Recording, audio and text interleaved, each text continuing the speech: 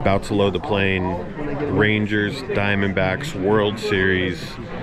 We're gonna get picked up by a special guest in a Rolls Royce, apparently.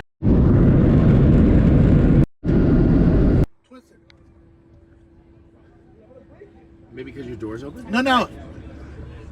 Oh, maybe because the door's. Hey, maybe because the door's open. I think because the door's open. Dude, I almost ripped the thing off. Do it again, but shut the door. Just push it to the right. Rip it off if you can. It's 1200. You want to try to rip it off? Just move it. Soft closing doors. Just move it. Look at it. They're like, what is this asshole doing? To the side. I feel. Oh. You're right. You had to jiggle it like you were gonna take it. Right? It knew you were just fucking around until you really tried to jerk it. This guy. He does do it. It's like, oh, this guy's not from Boston. He's from Lawrence. Right? I could have snapped that thing. I think I could have got it. No way, dude. You don't think so? Because they make ones out of solid gold. I have the best line, but I can't say it on camera.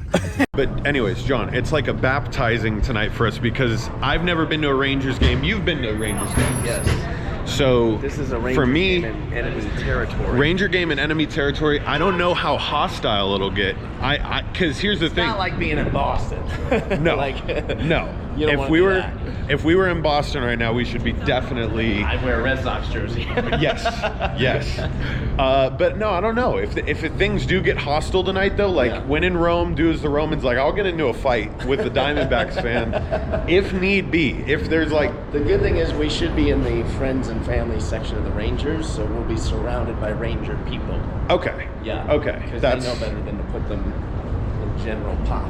Yeah, yeah. No, we don't want to be. We don't want to be out there. We got lots of people. There's Texas people right there. Texas people have been everywhere. People everywhere. What is it? A 2-hour flight for them? Less than that? Maybe an hour and a half? No, I think two. But Yeah. downtown Phoenix. Downtown Phoenix. Trying to figure out where we are. Hyatt. People are walking in every direction. You know which way the stadium is? Yeah, I think it's that way to the right. Okay. I think. The stadium is right there. It's right there. The stadium is right there. And not a single banner has been posted saying that it's the World Series. It is the most absurd thing that I've ever seen. Phoenix is missing the mark. They wonder why all their sports teams will eventually leave to other cities. This is why. Crazy. No, there's nothing. Where's the fanfare? Where's the fucking... The Jazz. They haven't done... I don't think they've been in the World Series since 01, right? Yeah, something. Long streak. 22 years ago? Like, the stadium is right there. There's Still yet to see a sign. Bob!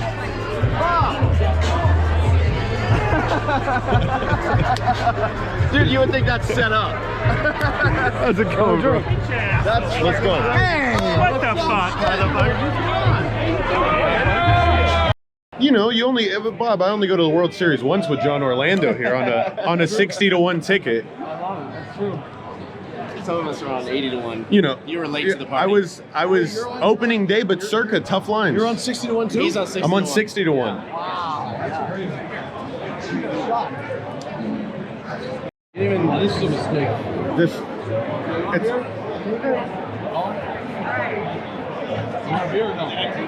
no. I got these two. I just bought two. That's why. You're all good. Trust me, I'm not trying to root for you. I'm not that guy. I'm not Dahmer. Well, you're a boy. You want to drink? Come into my. Oh, I thought it was the World Series. No, you're not. You're in a fucking one-bedroom apartment with closed shades. You're duct taped to the wall. We found the first World Series sign. Not a single fucking sign that said they're in the World Series. Oh, you're right. You know, I'll tell you what. The hype, I give it like a 2. I give it like a 2 out of 10 here. Oh, 100. Completely honest with you. Yeah. 2 out of 10. Yeah. What's up, buddy? Nice to see you. All right, man. Good to see you, brother. All right, boys. Good to see you. You good? What's up, bro? Good to see you, buddy. What about that pole? Is that from back in the day or no? The pole? Is that what it is? I'm trying to bend my arm. I can't for the workout. Really? Dude, I'm such a pussy. I will turn into a beast. They're all praying for me. Praying. From the dark posts? Darks. It is funny though. It is funny though because I go crazy when I get fucking that mode's nuts.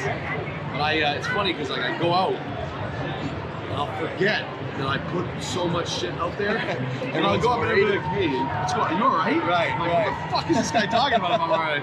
You're like, I was like blackout drunk. I don't even remember posting any of that. You're like, delete. That's why you gotta have my notifications on. It's just the greatest show in the world. There's one notification on, you gotta have them on. Yeah. You gotta. Because you never know what the fuck is coming out. Yeah. They want to root for the underdog, though. It's good. It's good. Well, we are a dog right now, that's for sure. We're a dog We are short. a fucking dog. Just like my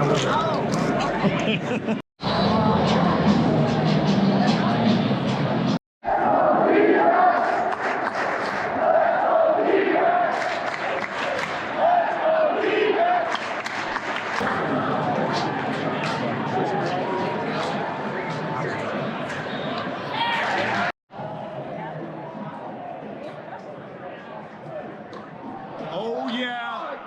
Go! Go! Seeger, let's go! Let's go! Seeger bombs! Jon Orlando, you called it. I called it outside the stadium. I said Simeon. I specifically said, what are the odds on Simeon's hitting a home run today? And just now before he hit it, I said to you, I still say he's got a home run in him. Bang. We got ice cream. They're cheering about a strikeout. So we're out here in front of Chase Field once again. It's the day after Game 4. We got Game 5 coming up tonight. The Rangers could close it out and cash the $2,000 ticket for me. John, on the other hand, still has to find his ticket. He's on a phone call right now. John's always doing phone calls like this. He's the Mr. Enthusiastic with phone calls. But we have a Wise Kracks podcast coming up here in a couple of minutes. We got Bill Krackomberger in studio in Vegas. We're going to be zooming in, and after we do that, we're going to compile all this vlog footage and put something together real nice for you guys. Welcome to Wise Kracks, and listen, I came into an empty studio today because I was informed like 12 hours ago that Jon and George took off to Arizona to the World Series under the cover of darkness like Art Modell when he took his team out of Cleveland. No one knew anything. Yeah, these guys just took off on me. Are you guys there in Arizona? We are here. We are here. Wow, you guys look good. That looks good. The background looks great. And You like that? yeah, no. What's going on there, by the way? What's the series? 3-1 now? 3-1 last night was absolutely insane. I mean, if you had any bet, either a future bet on the Rangers like George and I do, or if you just bet on the game, the Rangers last night, it's exactly what you want. A 5-run explosion in the top of the second, followed by another 5-run explosion in the top of the third. And we basically, oops, sorry, it's windy. We basically had that locked up, although we had a little bit of a sweat down there in the 8th and 9th inning. But there was no sweat. What was the final? No I still don't know the final score. No sweat. 11-7. 11-7. Okay, it was 10-0. Yeah. I just stopped watching. That was it. The party was over after that, in my eyes. Yeah. But now amazing. today, are you guys going to the game today? Of course. No, sadly, we're not. You didn't. I had to. Didn't scalp any tickets or anything, or No, I got tickets. My buddy Neil Liebman, shout out to Neil, owns the Rangers. Yep. One of the guys in the ownership group, and he's also the president of the team. And he's been good friends of my dad and myself for the last 10 years. And I reached out to him. Originally, I said, "Hey, man, I don't think this series is going to get to game 6 or 7. I don't think I'm going to get to see a game." And he said, "Well, can't you come to Arizona?" And I said, "Yeah, can you get me 4?" And he's like, "I can just do 2." And I was like, "I'll take them." So George and I hopped on a plane. No wonder why I wasn't, because our handshake, palm bet, swear on our parents' graves, on my father's grave. Yes, you're right. It was verbally binding. Yeah, that's terrible. But hey, it is what it is. I know how you Hollywood guys are. It's okay. No, but wait. If blasphemy, I even speak this, but if they lose tonight, can we all get on a plane either Thursday night or Friday morning and go? Because I can get tickets for Texas. Sure. If we get, so I'm rooting for Arizona then tonight? Yeah, I mean that makes me nervous, but sure. It's pick'em. The game's Hey, you know pick'em. what? It's a 105 game both ways. You said something about you and George having tickets for the I got a big Texas problem. to win the I told you last week we were with Derek last week downtown at Circus Swim. Shout out to Derek and thank you again for all that you guys did for us last week. But we never went over it last week. So John has some tickets. Matter of fact, multiple tickets for Texas to win the World Series. Am I right? Yes, I bet I made over this. Over hey, John, do me a favor. Let's not talk about the casino that you have it in, only because I'll tell you right now, you don't want no one hearing that and going to put a claim in themselves. You know what I mean? Okay. So thank you for that. Yeah. Because I would have screwed that up. Yep. So I made bets at multiple casinos over the course of the first month, and even right before the season started at 80-1. I said it last year when the season ended. Watch out for the Rangers next year. I know that sounds crazy because they finished second to last in their division last season. And but because I know Neil, I knew the moves that he was. I didn't know specific moves he was going to make, but I knew he was going to spend some money. And he went out and he got Bruce Bochy. And once he did that, I was super confident. And obviously with Corey Seager and Simeons, and he went and added Max Scherzer and some more pitching with Haney. I mean, he went crazy. And so I totaled $1,000 at 80-1, and then I made a couple more bets when they went down to 40-1. Thank you. A guy just said good bet, and I made a couple more bets at 40-1, and I only have one 40-1 ticket that I have. The others I think I threw out by mistake because I'm an idiot.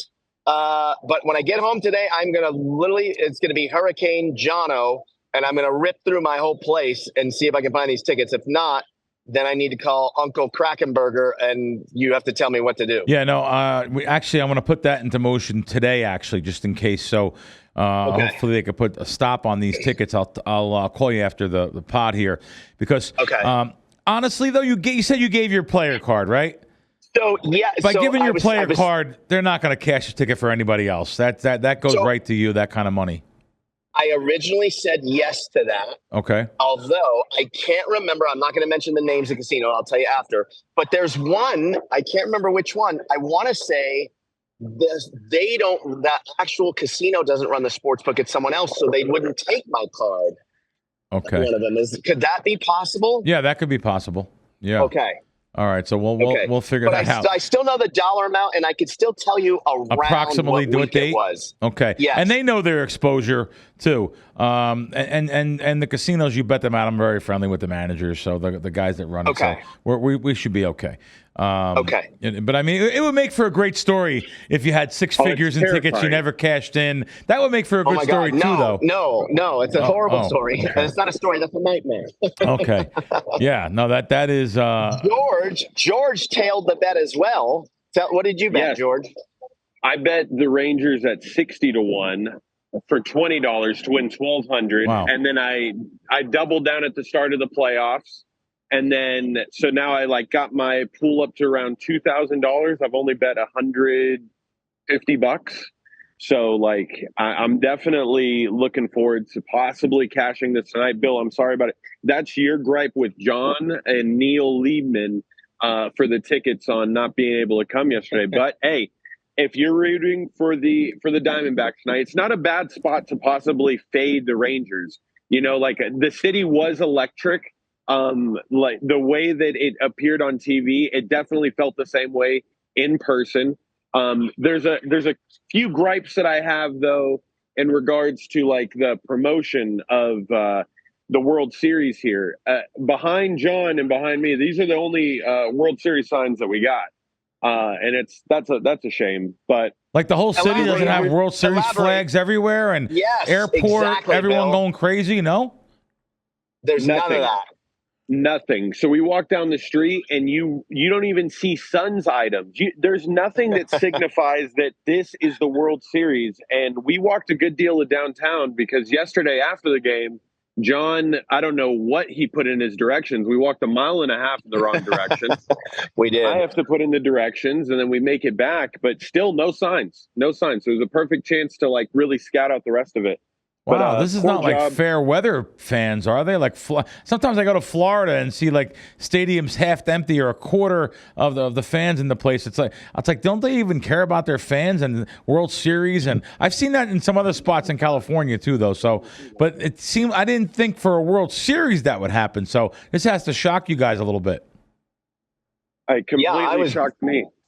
It's a far away from the East Coast. You know, you'd never see this in New York, Boston, Philly. You'd know exactly. Here, Bill. When we checked in the hotel yesterday, the girl behind the front desk said, "I just found out who was in the World Series yesterday." Wow, that's amazing. Because me and you growing up, baseball. God, that was everything when I was a kid. It's social media has ruined things as much as it's good for a lot of people and connecting families and stuff on Facebook.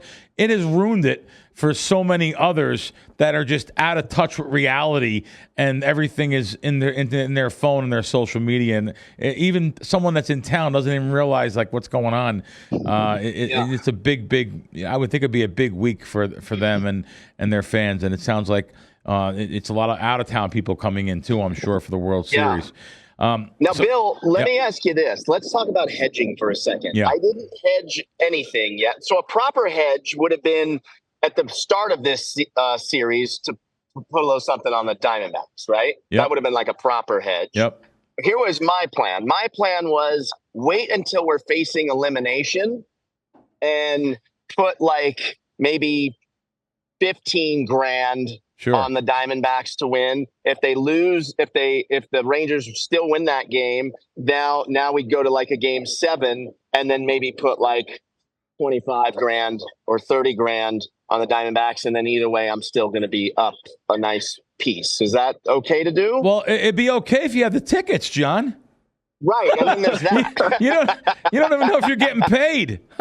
Right. Yeah. No, that would be. Listen, and to be real blunt, you make a bet, and what's your average bet? You have to think compared to your return on investment. Now, I'm not a hedge guy, but for you in this spot, absolutely you should hedge because it's so much you're going to money. get 6 figures back here. Which when that kind of money, you're going to hedge that, of course. But I got to tell you something. I'm not trying to scare you either. You're in a predicament where you don't know what you're going to get back. I'm hoping we could talk to the right people and get the money back. But and you're with good companies here that are legit. There's some companies that would say we don't know what you're talking about too. Believe it or not, there are companies out there that would say that. Right. I'm hoping. So it's funny you say that. So the one ticket that I do have at 40-1, I didn't want to tell. I think we should not tell them. I'll tell you obviously where that one is. Yeah, don't even tell them. Because I know that I have a ticket for 80-1 from that same place. Gotcha. So I'd love to see, like, do they come clean and tell me about the 40-1 ticket? Well, they wouldn't have that. The 40-1 ticket's probably not a lot. They probably got a lot of other things throughout the year too. But that 80-1, you want to make sure you give them an approximate date. We'll see what we can do there. But as far as hedging, yes, if you find the tickets later on at the house, you'd want to hedge some. And if we want to make sure we get, I'll text after this show and make sure and see we have these things in place where we can make sure you're going to get paid if and when you win. Okay. And you should not definitely. not to be negative, but let's just assume the worst for a moment. I'm just curious what your thoughts are on this, Bill and George. Let's assume the worst for a minute. I can't find the tickets, and the casinos tell us, no, sorry, you're out of luck. It's your word versus them. Do I go down as it's the most colossal fail in future betting history? Do I have a place in the record books? Without a doubt. A 6-figure ticket that's missing and not cashed in, without a doubt. And by the way, let me just tell you something. I have lost physical paper tickets. Have you really? Yes, I've lost them, misplaced them, and now I take a copy. I take a picture of every ticket I have. Every ticket I have gets a photo instantly on my phone with the Q code and the scan code. I mean, and the numbers on it. But I have lost tickets, and luckily enough, I've always had those tickets cashed. Sometimes I had to wait 60 days, but they've always paid me and sent me a check in the mail always. So because they're going to have to launch an investigation, so it's not going to be like we get an answer in the same day or week. Yeah. They're No. gonna Well, you know do some what? digging. I think we get the same answer in the same week for sure because they know what their risk is on the future of each team and how much it's going to cost to book. They always look at that, by the way. They never look at how much money they make off the other tickets that are no good, that have lost. Even the team they played, they'll say, oh, well, look at Arizona. We had this much exposure, and they don't really look at that because it's over. They only look at what they have to pay out. It's just the old story. Everyone cries me a river when they lose a bet, even though they won a lot of money because of that bet. But yeah, so John, I'm gonna put together a little highlight reel of you talking about it in every single podcast since March, and I like that. I think that may help push the investigation along, and then hopefully it doesn't take too long because podcasts are proof. Yeah, I like that. That's some pretty good. Yeah, because I have heard you talk about it on ours. But on other shows also now. George is saying you have talked about this. Yeah, on I even had Junkies. a guy. Yeah, on Action Junkies, and then I even had a guy just send me a screenshot. I went to a game in May in Texas, just a regular season game this year, and I was shooting the field, and I said this team will be in the World Series this season, and he screenshot it. Probably to circle back to me and say, hey, this is what you predicted. This didn't age well, but it actually did age well because they did make it. So he sent that to me to show me. So I even have like that. I have some other people that have even seen it, seen different posts that I've made and sent me the screenshots. Oh, wow. Hey, John, before we go off air, I usually talk about some tweets together. I'm going to talk about a tweet that I put up on Twitter. Or they call it what? What do they call Twitter now? X? Is that really a thing? X. Will Yes. anyone ever get used to calling Twitter X? I mean, no. Yeah, no, exactly. So I put up a tweet on 10/25. I put up a tweet that was the date, and when I put this up, I didn't expect this to happen though. I really didn't expect what happened to happen here. So I'm looking at my tweets right now, and I got 2.7 million impressions on a tweet, which is obviously the most I've ever had. Unbelievable. It's sick. It's sick. Wow. If I click on it and go through, it actually says that I had and this was last Wednesday I put this tweet up. It actually says over 3 million on the actual if I click on the numbers. But so this tweet was me in a casino just taking a quick 8-second video rolling round and round of these 4 people who are waiting to jump on a machine because of a bonus round on these advantage play machines that other unsuspecting guests, they build up bonuses and walk away without realizing that the machine has to hit at a certain number, has to pay out. So these, I call them sour rooters. They're rooting against you. They're all standing around waiting to pounce on that machine. And these guys were just ready, drool coming out of their mouths, ready to jump on the machine. And 2.7 million impressions. Picked up 450 followers in a day and a half. That was really amazing. People love seeing stuff inside casinos. It's still that. And you know what? One of the reasons I mentioned this, it's unbelievable. Years ago, people you weren't even allowed to have your phone in a sports book or at a counter or in a casino. They would get so nervous. No filming. Now, the casinos are welcoming that. They want to show the action, the pulse, the people, the excitement. Everyone feels alive until they go home broke. Everyone's going crazy, and now casinos are welcoming that. There's actual casinos now that you could get permission before you walk in to film slot machines. People are making 7 figures a year just playing a slot machine, filming it, and showing people at home to get that degen out of them. Oh my God, how exciting this is.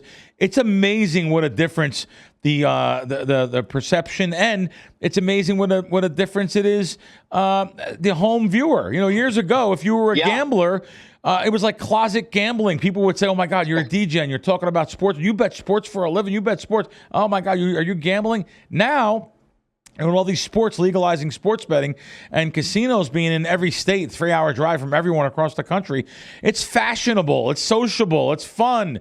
I just wanted to say it's unbelievable how the filming at casinos is and how acceptable it is now compared to years ago. Yeah, and way back when, to your point, like I also think part of it was like it was all mob guys, right? So they didn't want to be caught with girlfriends. Oh, good like point. That's where I think it started. The like with just with still Yep. photos. Yeah, like no photos. Like they don't want to get caught doing shady stuff. Yeah, no, you're probably right. Years ago, if you, I imagine if you brought a camera in, you had cameras, but if you had like a video camera in a casino in the late 60s, early 70s, you might get met with 100 yards down the road. Yeah, a lot of holes in the desert, a lot of problems buried in those holes. Before we go, let's talk a little football. The Raiders made some big changes yesterday. They fired their head coach and the GM. Did you see that, Bill? Yeah, of course. Honestly, I don't know what they were waiting for. But listen, I'm not a Raiders fan, even though I live. Obviously, I'm not. There's no team fan I am, but Raiders was one of them that I put that out on socials. I did a video for socials the other day, and I talked about I like Detroit in that game. I had Detroit in a teaser. I thought Detroit, a rare time, I thought the money line was good. I never laid 3-1. It went down to 3-1 actually. 295 I seen. Wow. I just thought that they were going to take it out. Detroit was going to take out their frustrations from the week before Baltimore on the Raiders. But you want to know the truth though, John? The Raiders probably should have covered the 7 points. I mean, there was a wide open throw at the end, and just Jimmy G's just I don't know what he's doing. He missed a couple guys with some bad throws that game. But the end of that game, that was a wide open throw that he missed. As a matter of fact, I was on a chat forum earlier. They were talking about it. Terrible miss there. At the end of the game, and it would have been $1 billion swing. Monday Night Football, that's $1 billion swing. Devontae Adams wide open, just waiting for the ball there and to overthrow him. There was no one. The receiver, I don't know if the defender fell down. He went the opposite way. Wide open touchdown at the end of the game. Missed it. Raiders probably should have covered, but not should have won. So anyway, yeah. George, what are your thoughts on that? Well, yeah, no, and they also fired their OC this morning. So the Raiders are just in complete rebuild mode. You got to think that Mark Davis sees his WNBA champions, the Las Vegas Aces, in the parade, and how everybody in the city is talking about them, but the laughing stock of the city is his prized possession. And so you have to shake things up. He's a very look at me type of guy. So it doesn't surprise me that Mark Davis wants the headlines once again. He knows he needs to get the city back. And so that doesn't shock me. You saw Jimmy Garoppolo playing horrific. It makes you really wonder if the players thought, hey, if we actually play bad, we know that we're going to get this coach out of here that we don't like. I mean, you can't necessarily put that on NFL players, but sometimes when you see open throws miss like that, it makes you wonder, like, hey, it wasn't open throws missed like that. It wasn't missed. He overthrew him, so it was Jimmy G's fault there. And a couple times, like I said, they should have scored. They should have had big plays. Listen, I don't think they actually will play bad for the coach or anything and embarrass themselves anymore. But I'll tell you, this weekend's a giant game for them against the Giants. By the way, I want to see what happens this weekend. I want to see what happens. Believe it or not, Vegas is favorite in this game, 1.5 points over the New York Giants this week after the Giants blew a game at home. They were both at home versus the Jets last week. They should have won that game easily, really. I mean, terrible clock management skills. I am shocked that the coaching staff there, you have Daboll, who was the coach of, Brian Daboll, who was the coach of, he's the coach of the Giants, coach of the year last year. Great coach, great offensive coach, by the way, also. Really shocked at that loss last week. They're going to come across the country here. I'm interested to see what they do versus the Las Vegas Raiders here with their team and their coaching staff, their management, all in shambles. So we'll see what happens this week. Looking forward to that. John, before we go, I want to just tell you something. Yeah. All of a sudden, the Cowboys are in the hunt again as one of the top 5 teams in the NFL. I tell you, I said it at the beginning of the show in this space, the beginning of the year. There's so much parity in the league this year. There's no standout team. And, of course, San Fran jumps right out And everyone says, oh, they're going to the Super Bowl. They're their greatest team. They were 3-1 for the Super Bowl. I said it in this space. I want to lay no. I want to lay no 3-1. It can't be no one 3-1 after 4 or 5 weeks to win the Super Bowl. That's ridiculous. And sure enough, they've had 3 straight losses. And who knows now? Now you have so many teams, so much parity in the league. I'll tell you, it's a hard market to bet. Yesterday, someone told me that they found Cincinnati Bengals, which now look like they're a good team again after last week. You can't go by 1 week, but now if I seen 20-1, that's interesting because some places here in town are 10-1. They found a 20-1. I do see an 18-1. You know, there's a couple That's places. on the Bengals to win the Super Bowl? The Bengals, yeah. They're about 18-1. Wow. They're about 18-1. George, your fiance is on that, right? No. Nick Days from Veterans Minimum. I'm on his show on Mondays. He's on that bet right now. He's got the Bengals before the season at like 28-1. Then he got them at 22-1, and then, like you just said, Bill, he got the last ticket he got was at 18-1. That's a number that'll continue to go down. But you got to play it out with the stock of the 49ers because a few losses like this doesn't mean like the end of the world for them. They might rest their guys up, and you can find a good number, hopefully, for them to maybe even just beat the Seahawks out in that division, especially if they drop one more, which is most likely going to happen against Jacksonville. And if they drop that game and the Seahawks win, that might be a good time to jump back on the 49ers. You'll see some good value, I would imagine. Yeah. And Bill, I should tell you that I'm on the Cowboys to win the Super Bowl at 10-1. Thanks to my buddy Gio, who you saw over at Circa with us. He gave me a birthday present, $300 for the Cowboys to win the Super Bowl at 10-1. Oh, wow. And I do have that ticket, and I know exactly where that ticket is. Good. So, our sponsor here, MyBookie, it's right in back of me. They also have plus 980, so plus almost 10-1 on Dallas Cowboys. Also, I'm looking at their odds though. Cincinnati Bengals plus 15.5-1, and to win the Super Bowl. And I'll tell you something, a fan favorite now. They think that Baltimore is going to win the Super Bowl. And Baltimore is about 12-1, 11.25 here I'm looking at, 10-1 all around town, 9-1 downtown at one of the sharp sports books, Circa. I'll tell you, I am not betting on Baltimore to win the Super Bowl off a couple games, but this is so wide open that anybody can win. Now, San Fran, which was 3-1, now they're 6-1. Kansas City and Philadelphia now being the favorites to win the Super Bowl. Like I said, really wide open here on Super Bowl odds.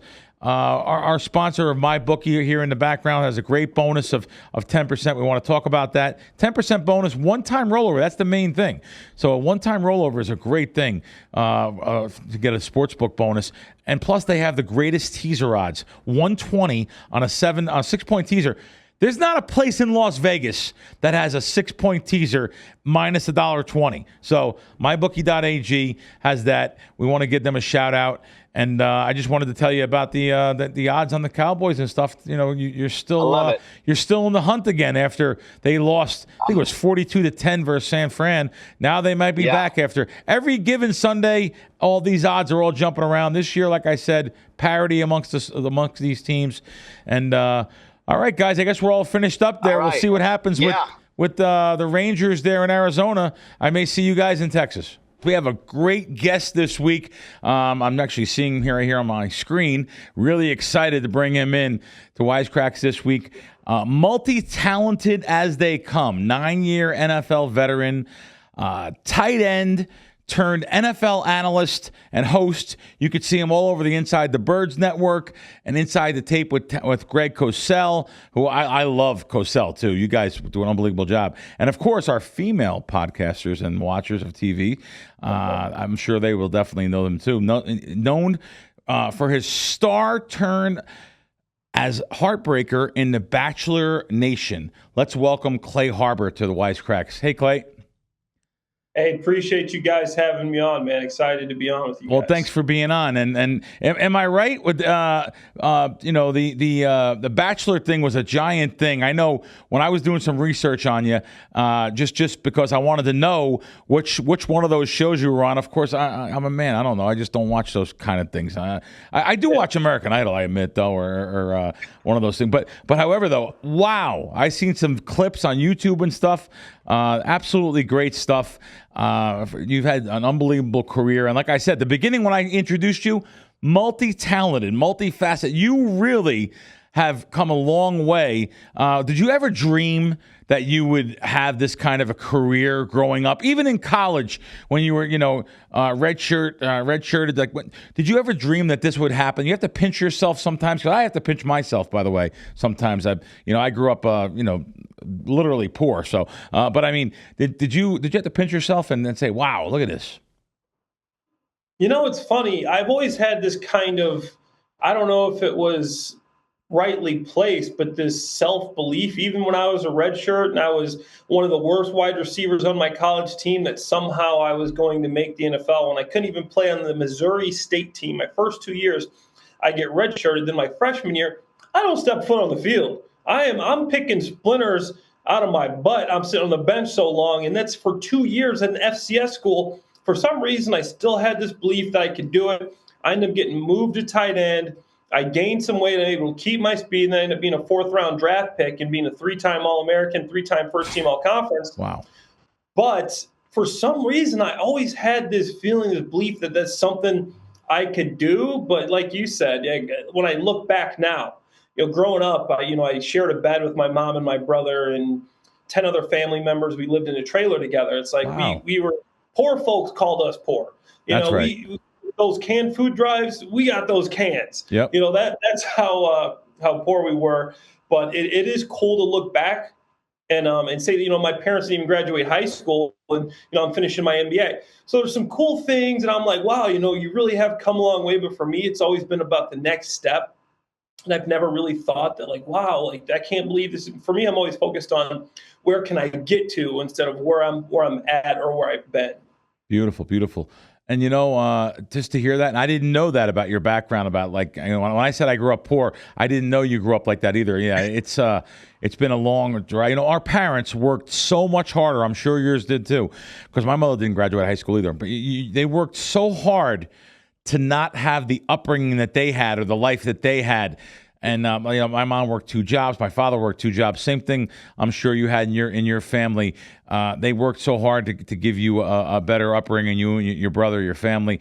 And I'm sure that they were very proud. And really, that's the biggest things to them. Speaking of your brother, Corey, so what did he do here? I read a story.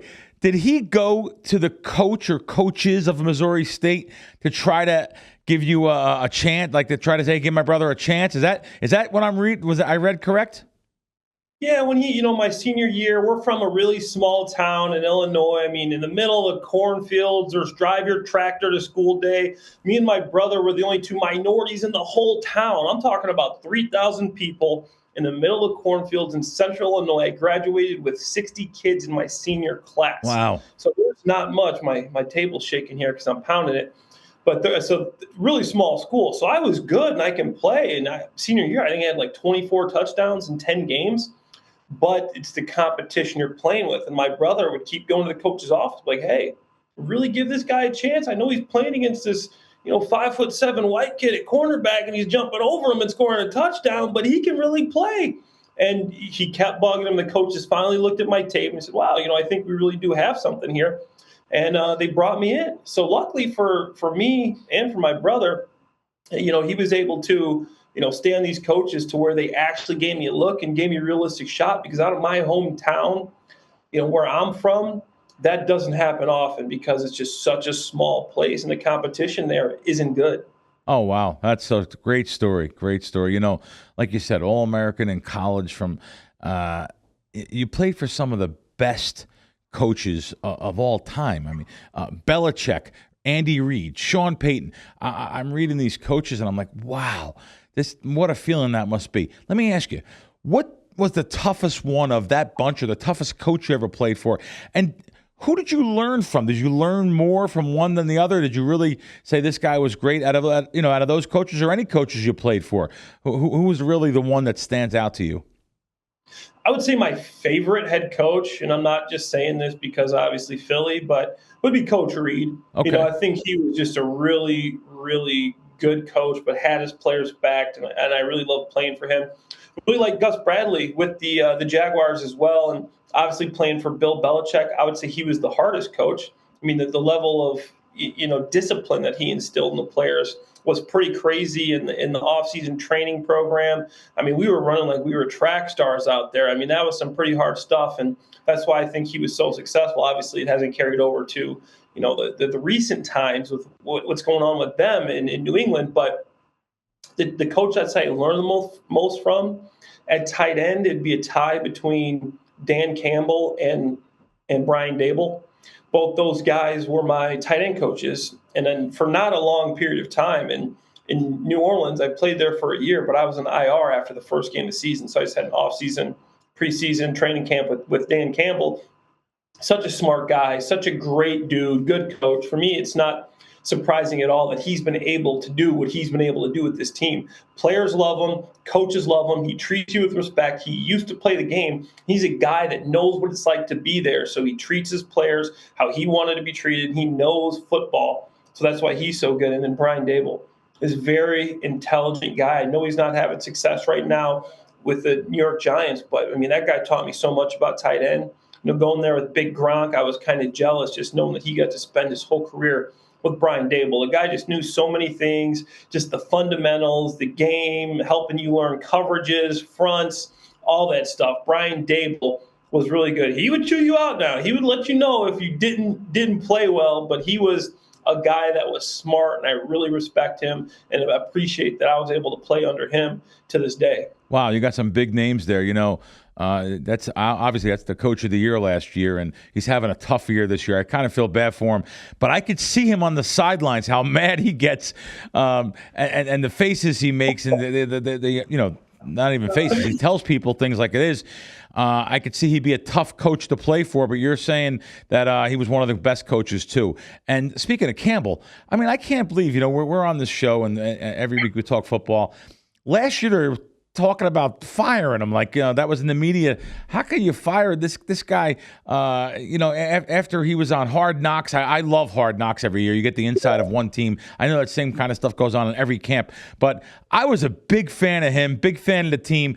I'm so glad for them to be doing good this year. After that, the stutter step they hit in Baltimore there, they come back here on Monday Night Football and take it out a little bit on the Raiders this week. Do you have a team or like a coach you root for, so you're rooting for that team? Do you have a favorite team? Like me, I'm a sports bettor, so my allegiance is, I always say, my bankroll. Yeah. But do you have a team that every week, like, you can't go against them, you can't bet against them, you can't go against them at all? Our favorite team you root for every week in the NFL, or are you kind of neutral? I pull for the Bears. I'm from Chicago. I was, There you go. the area. I'm from Illinois. My small town was in Illinois. Chicago was our biggest city. I grew up a Bears fan. My dad loved the Bears. My grandpa loved the Bears. My grandma loved the Bears. Everybody was big Bears fans. So for me, the team I watched the most, just being from here, never played for them, and I do a lot of work in the city with the Bears, talking Bears stuff. But it's the Bears. Just growing up the Bears. But I'll bet against them if I don't think they're going to win a game or cover. I don't have a problem betting against them. I just go with what I think is going to happen as far as sports betting is concerned. But then I'd say Bears, Eagles, Jaguars. Eagles and the Jags are probably tied. Probably pull a little bit more for the Eagles and the Jags. Jags are in such a small market. But, I loved my time in Jacksonville, 4 years there, 3 years in Philly. Loved both places. And the fans in Philly and Jacksonville, obviously very different, but I loved them both. We've had on some really good names on this show. Marcus Allen, Warren Moon. I've had some really good interviews. Certain people, I'm not going to say which one, but and we've had a lot of NFL players. They can't ever bring themselves to bet against their team. I like that. So you're telling me you actually could bet against the Bears. That means certain times there are certain situations, because the inside of the team. You follow the team so well that you could bet against them. I like to hear that. And let me just tell you, this Bears team, it's like the Jekyll and Hyde team. They came out and they were so bad that all the sharp guys out here in Vegas, the syndicate, the pro syndicate teams, they were betting in progress season against them. Under 4.5 wins. Now it's 5.5 wins. Under 5.5 wins. But they go into I think it was Washington and beat Washington up. And they had a couple of wins there. I just don't know. Is it because Fields went down? I just don't know. What do you think? Because I want to know. You're inside here a little bit, and I have a pretty healthy bet on the season under. What do you think the rest of their season's going to be like? Where do you think they go from here? What do you think? That's a good question. Obviously, they just traded for Montez Sweat, so maybe he brings a little bit of a boost for that defense. But here's my take on it. You got Matt Eberflus, who is just has an awful record and hasn't been a great coach. Just got to say it for what it is right there. Yep. But here's my take. The Bears run such a bland cover 2 defense. In the last couple of weeks, they've been blitzing more. They've been switching up coverages more. But the cover 2 deep safeties, when you major in that 4-3, you have to have some dogs. You have to have some big-time pass rushers. You have to have some big-time defensive backs. And you have to be able to just get after people and be better than people because you're not tricking anybody. You're not out scheming them.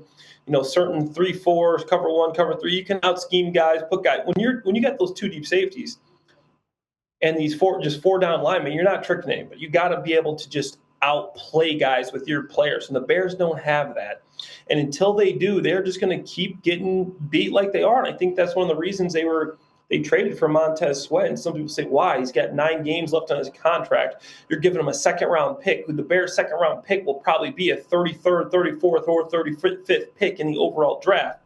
So for me, you overpaid a little bit, but I see why they do that. For the rest of the season, I don't think the Bears will win too many more games. I mean, maybe a couple more games. I don't even think they want to because you're not doing anything this year. I would say the Bears win 2 more games the rest of the way. If Fields comes back, I like to hear that. His thumb is literally he's got a torn ligament in his thumb. Like, I've played with a dislocated finger here and there, dislocated several fingers. A lot of players have. I'm not a quarterback, and I haven't dislocated my thumb on my throwing hand. For them, you see what happens to Justin Herbert when he tears a ligament in the finger on his opposite. Now think about your thumb on your throwing hand. Right. He is not going to be playing the same when he comes back. So in my opinion, it's not going to be a pretty rest of the season for the Bears.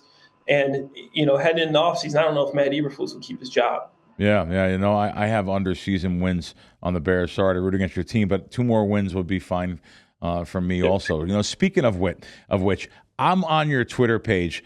I looked at this tweet from yesterday. By the way, it's Clay Harbor, at ClayHarbs82 is his tagline on Twitter, ClayHarbs82.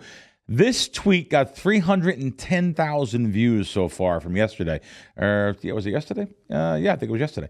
Yep, 11:47 a.m. yesterday. So literally less than 24 hours ago. Bears give up probable 33rd to 36th overall pick for Montez Sweat. 49ers give up probable 85th to 96th overall pick for Chase Young. Chase Young has 7.5 sacks. Montez Sweat has 6.5. Chase Young has 24. Sweat 27. Did they overpay? Great questioning. Great tweet. People could follow you there. And your Twitter page is so active.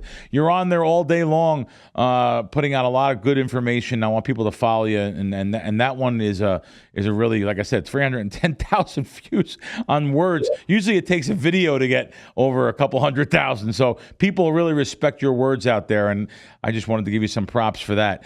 Listen, 9 years taking all these vicious hits from every single linebacker in the league. And the worst, or one of the worst injuries you took was on The Bachelorette. I don't mean to say that, but what happened over there? Were you guys playing some tag football or something? What was happening? Yeah, and we're not even talking about a broken heart here, No, here's the real story. Okay, good. Here's the real story. This was in 2017 after I had gotten wrist surgery. I both broke my wrist and my toe in the same game in New Orleans. Was out for the year on injured reserve. Broke my wrist and my toe in the same game. Get wrist surgery, get toe surgery. They remove a big part of my sesamoid, which is the bone under your big toe. Had a bunch of problems with turf toe throughout my career. So this dating show calls and, talking with my agent, they like me. They want me to come on there. And I'm thinking, okay, what's the worst that could happen? Maybe I probably got a couple years left. I've been banged up. I'm getting shot up every year to get epidurals in my back to just play every 6 weeks to play football. So I go, what's the worst that could happen in a dating show? Next thing you know, I'm on the show, and they're like, we're going to have you play a football game.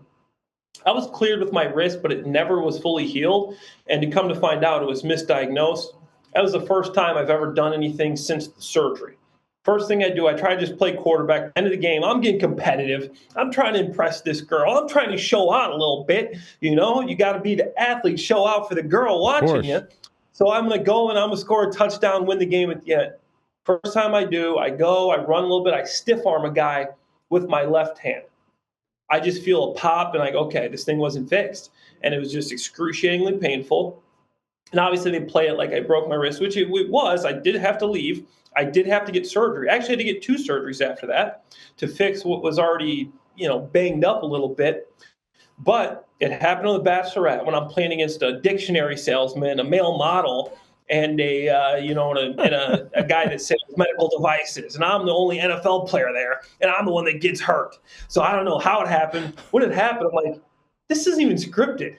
Like, this feels scripted. I'm like, I'm here, and I know it's a reality show. Somehow this feels scripted, how the NFL football player gets hurt on The Bachelorette. I don't understand how it happened to this day. But unfortunately, I had to leave, and I had to leave Becca, who was my bachelorette back then, and go get the surgery so I could come back. And I come back the next year, have a bunch of workouts set up, and this is how crazy it is with the way my career ended. I'm rehabbing the wrist, and the best rehab doctors in New York City. So I'm rehabbing over there, and there's no fields in New York because, it's a concrete jungle. They didn't have much space. So you're basically playing at these fields that it's like a arena football field. There's like concrete around them to go run your routes and get ready. So I'm running routes with this trainer, and he's like, okay, run a corner route. I'm like, okay, just make sure you don't run me into a wall. So I run a corner. I lose track of where I am. I'm looking back for the ball. He launches it. I end up running into the wall, and I have a workout in 2 weeks. Oh, my God. So, I'm locked up. I run full speed to the wall. I actually could have killed myself probably. So then I have to decide if I want to go to this workout with the Buffalo Bills. Brian Dable was the offensive coordinator at that time. He remembered me from New England, wanted me to play for him. If you're healthy and in shape, we're going to sign you. I think I can get through this. I get through it, so I'll get healthy during the season. I go to the workout. Workout's going great. Halfway through, I tore my groin in that side because my side was still so locked up. And that's how my career ended. Tore my groin, was out for a year. All the teams that called that year in 2018 couldn't go, couldn't play. The next thing you know, it's a year later when I'm finally ready to go, and then teams like, yo, this guy's basically been out for 2 years. Like, what profession can you come back after 2 years sitting on the sidelines, man? This isn't truck driving here. You got to play football in the NFL. So that's how the career ended, and that's how I got hurt on The Bachelorette. Wow, what a story. And look what you did since then, though. Even now, you're a media guy now. And tell us about the Dirty Birds, too. The Dirty Birds, Inside the Birds. How did you get involved with that? How did you get involved with that show? How did the show come together? Yeah, no. So obviously I played in Philly. I got drafted there in the 4th round, Andy Reid. And I've had a relationship with Adam Kaplan and Jeff Mosher, just, knowing those guys when they were covering me and the Eagles. And whenever I came back to Philly, would always come back around the team, training camp, whatever, and see those guys, say what's up. And then I go to NFL Media Day, the Radio Row, and I'm out there just networking, and I run into Jeff and Adam. We start talking. They're like, hey, we'd like to get you on our podcast, Inside the Birds, this year. And I go on the podcast, and the next thing you know, like, hey, man, we really appreciate it. We're trying to expand our network on Inside the Birds, and we'd love for you to come on and do some sort of a show. So we start throwing back and forth ideas, and we come up with the idea to actually go over game film, tape, and then we obviously get Greg Cosell in the mix, who watches so much tape, and he's just so knowledgeable. You would think this guy played football for several years or was a coach or something. But he's just great at watching film and diagnosing and stuff. Really good. Yeah, no, so me and Cosell come together, and we make this show called Inside the Tape, to where we just go over the tape from the previous game, watch the tape from the Eagles' opponents coming up, and we put that together in a show called Inside the Tape. It's been really cool. We've been getting a lot of great feedback, and I'm excited to see where that goes. Great. And tell our viewers and listeners, how can they watch this weekly or listen to this every week? Is it on? Are you guys on YouTube also, or where can we find you? Yeah, just follow Inside the Birds on YouTube, Inside the Birds on Instagram, on your favorite podcast. If you're on Apple, if you're on Spotify, it's Inside the Birds Network. We're on there me and Greg are on there every every Wednesday, and then I am on the post-game show every weekend, every Sunday, directly following the Eagles game with Adam Kaplan and Jeff Mosher and myself, obviously. Great. Clay, listen, thank you very much for taking this much time with us. Really appreciate it. Hope you come back on when my co-host is in the studio. We can have you on again, and looking forward to being on with you guys too. Thanks a lot for coming on. Appreciate it. My pleasure.